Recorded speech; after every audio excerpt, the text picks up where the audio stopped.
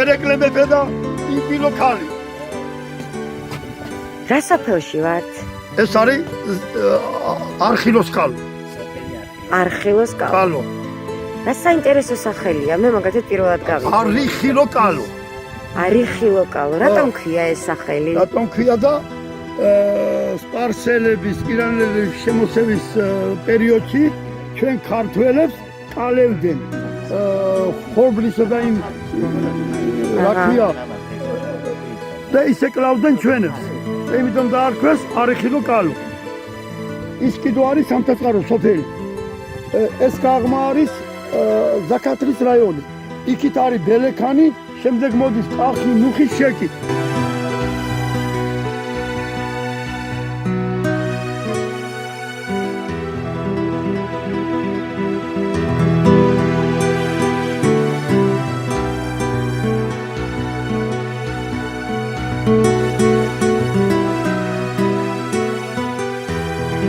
წავიდეთ სოფელ ფიროსმანში.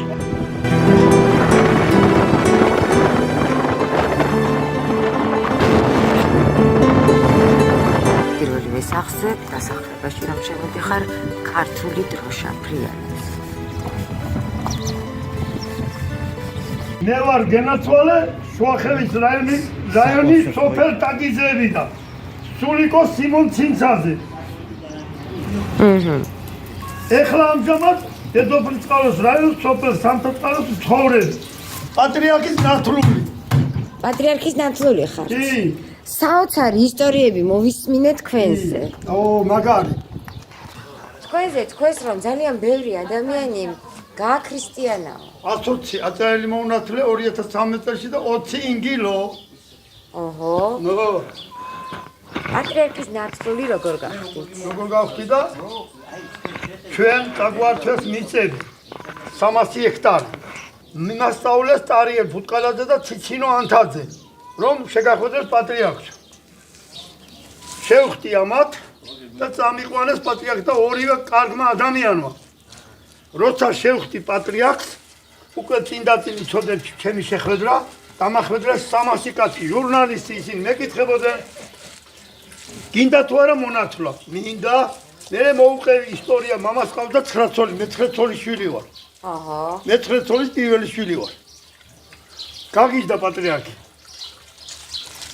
აი თქვენ მოინათლეთ და მე უკვე თქვენ გააქრისტიანეთ ადამიანები. კიდე ბევრი დარჩათ? რა? გასაქრისტიანებელი. კი, ბევრი. ახლა ჩვენ ვართ სოფელ ფიროსმანში. კი. 170 კომლია ხულო შუახევი. აჰა. ო.